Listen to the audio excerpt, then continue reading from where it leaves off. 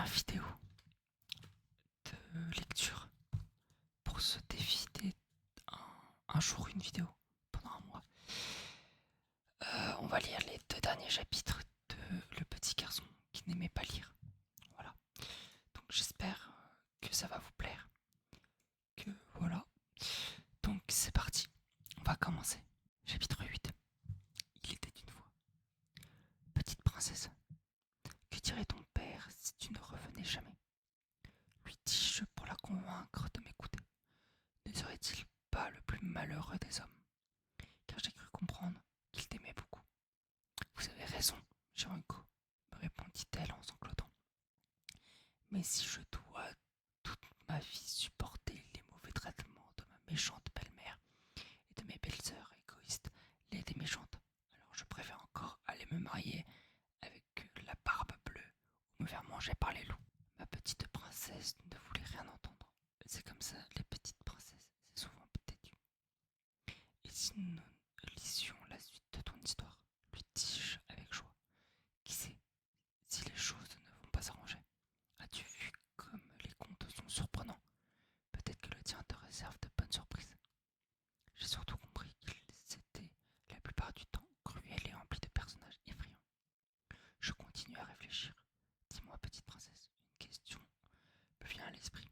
Pourquoi essayais-tu une jolie robe devant ton miroir lorsque le sol s'est effondré chez toi? Normalement, tu n'es pas habillée comme ça, mais plutôt en servante. C'est un secret, dis-le-moi. Elle essuyait une petite larme. Mais comme toutes les princesses, elle avait bien du mal à garder un secret. Elle finit donc par m'avouer. Eh bien, le fils du roi allait organiser un bal pour y trouver son épouse. J'aurais rêvé de pouvoir m'y rendre. Aussi, je suis allé chercher une robe dans le grand coffre de ma mère et je l'ai essayée en cachette. Juste pour me voir autrement que couvert de haillons et de cendres. Je m'étais un peu débarbouillé et j'ai dansé devant le miroir en m'imaginant dans les bras du prince. C'est alors que la terre a tremblé et que je suis arrivé près de vous. La petite princesse semblait triste, mais moi je souriais déjà.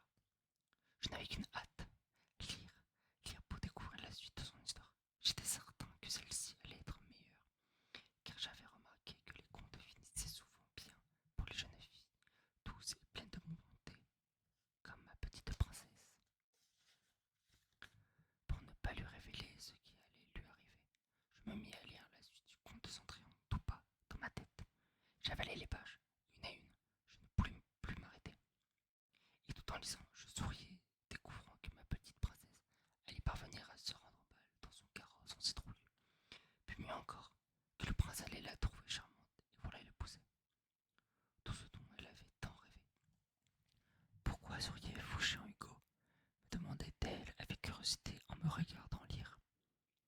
Afin de ne pas lui cacher le bonheur de découvrir par elle-même ces fabuleux moments.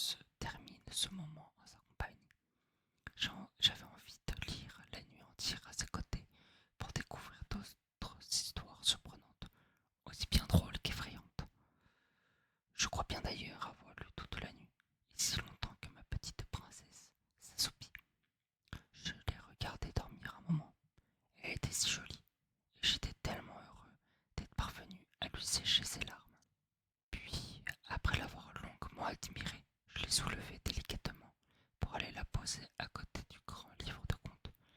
D'un doigt, je l'ai porté. Endormi, je veillais à ne pas froisser sa petite robe rose. Et je te couvris pour la première fois ses souliers en petit pois.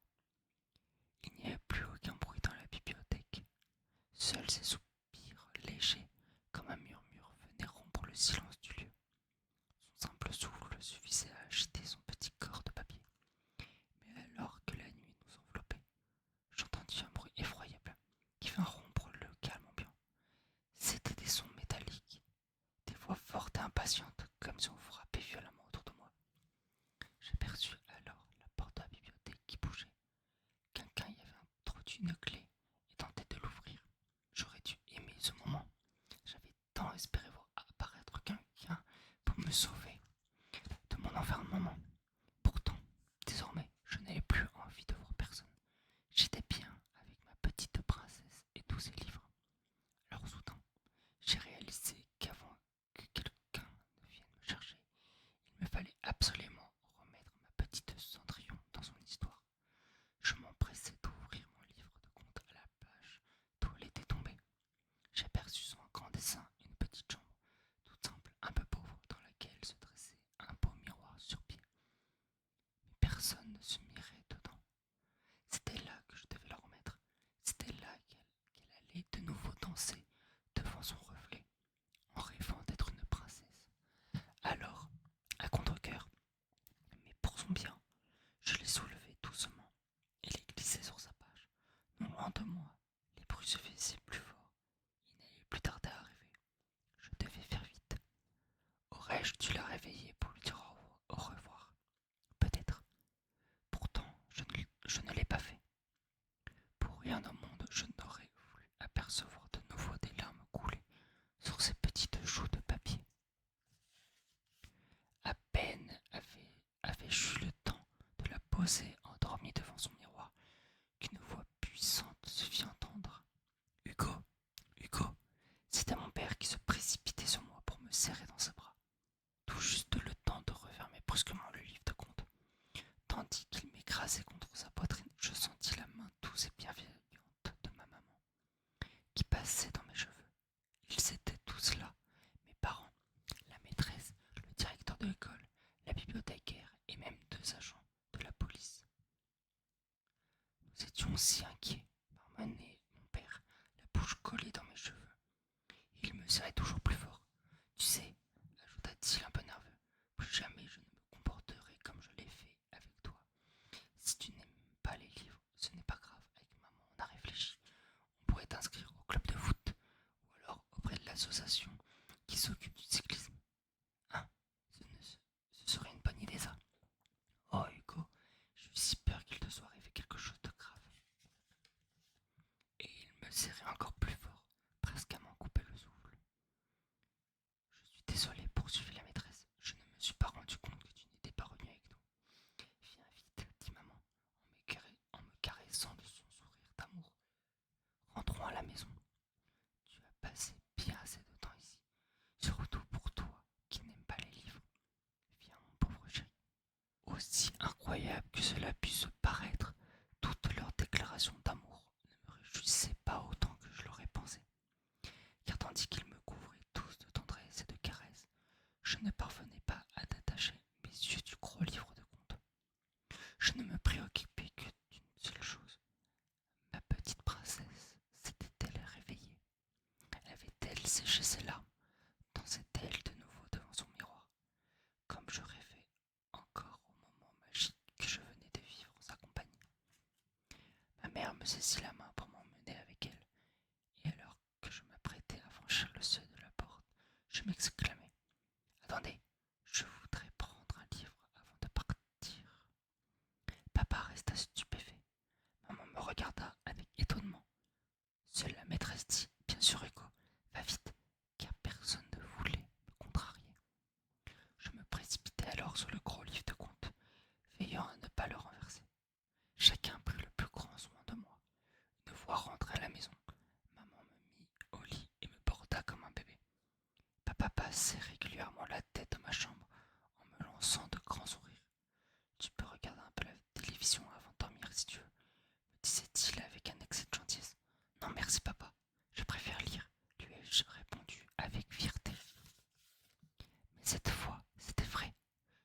faisais plus semblant.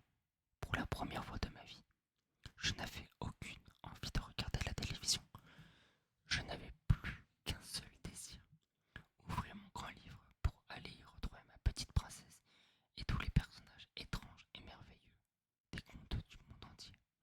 Je disparus alors sous ma grosse couette épaisse et à la lumière de ma lampe torche, j'allais rejoindre Cendrillon et son monde magique. J'ouvris délicatement le livre à la page d'où elle était tombée, et là, je la découvris, vêtue de sa petite robe rose et chaussée de ses souliers en petit pois, dansant de nouveau devant son miroir. Ce fut pour moi un moment indéfinissable. Cette nuit-là, malgré la fatigue et la tristesse, Hugo continua à lire jusqu'au matin. Grâce à sa petite princesse de papier, lire lui procurait désormais un incroyable bonheur. Et depuis ce jour, Hugo lut et ne cessa jamais plus. Fin. Voilà, c'est une magnifique histoire en vrai. Et je pensais pas que ça se finirait comme ça. Je m'en doutais qu'il allait rentrer chez lui, qu'il allait lire, vu qu'il lit sur la couverture. Mais bon, je pensais pas que c'était Cendrillon. Voilà. Enfin, j'ai beaucoup aimé ce livre. Voilà, j'espère que vous l'avez tout autant apprécié. Moi, je vous dis à tous, à très bientôt. Merci beaucoup d'avoir suivi cette lecture chaude. Je vous dis à très bientôt pour une prochaine vidéo. À très vite. Bonne nuit et surtout